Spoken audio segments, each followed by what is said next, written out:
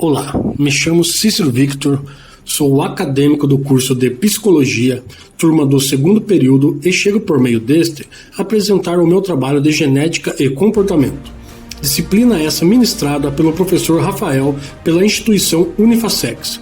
Apresentarei nesse trabalho tema cujo título é A Genética na Psicopatia. Inicialmente, devemos compreender o que é a psicopatia. Quais são seus traços? Que distúrbio é esse?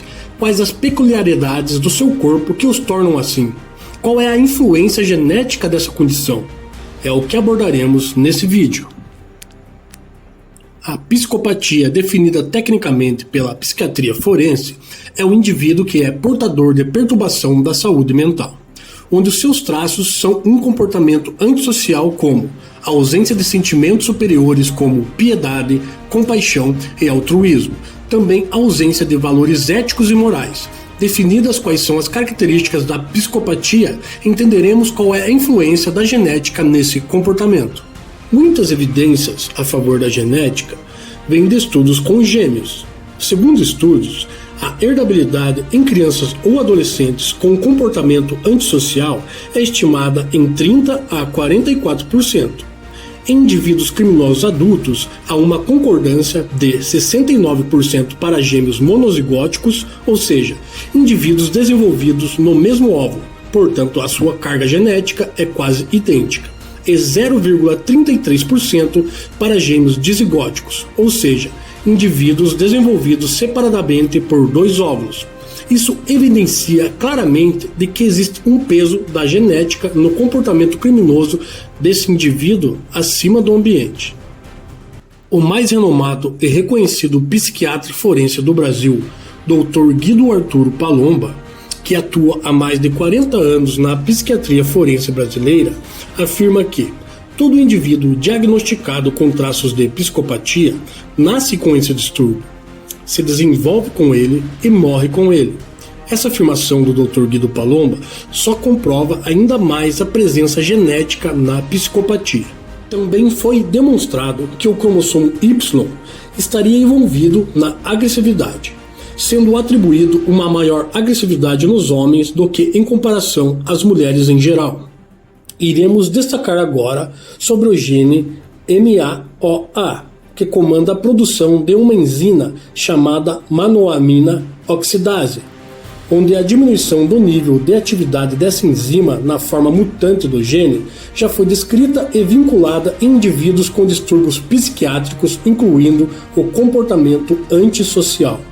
No final dos anos 90, foi realizado um estudo no qual a atividade cerebral de 41 indivíduos normais e 41 assassinos foi comparada.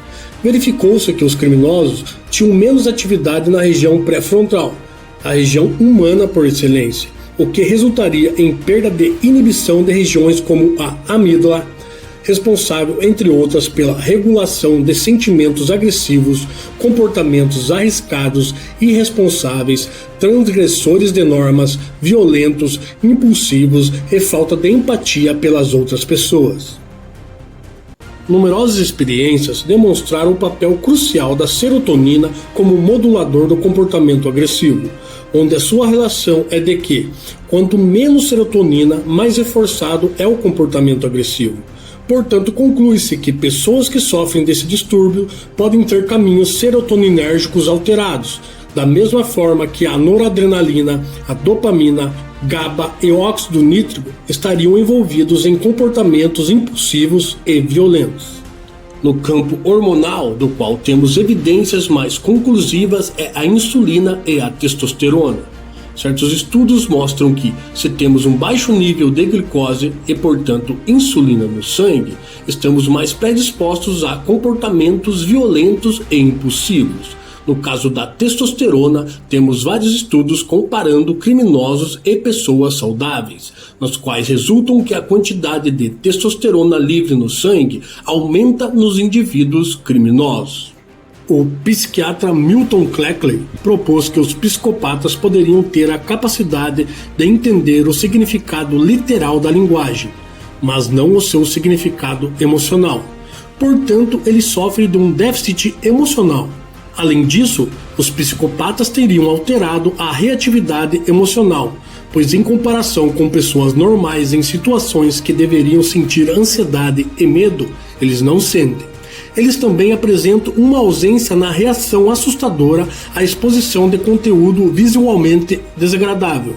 Com base em todos esses dados, foi proposto que os psicopatas tivessem um sistema inibitório cerebral fraco e um sistema de ativação forte.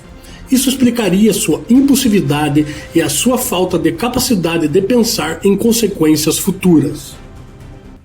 Concluímos que o transtorno antissocial da personalidade, ou seja, a psicopatia, é caracterizada por sua falta de empatia e arrependimentos diante da violação dos direitos e normas sociais de outras pessoas, alta impulsividade e agressividade. São sujeitos que farão o necessário, independentemente das suas consequências, para alcançar os seus objetivos e vantagens pessoais. Mas a psicopatia é desenvolvida ou inata? A resposta é uma combinação das duas opções. Um ambiente marginal onde a pessoa nasce sem vigilância, com violência, abuso e negligência possibilitam a desencadear esse distúrbio. No entanto, foi demonstrado por numerosos estudos que existe mais peso genético. Portanto, há um papel biológico cerebral claro e evidente, juntamente com a influência genética no transtorno de personalidade antissocial. Vou ficando por aqui, um abraço e até a próxima.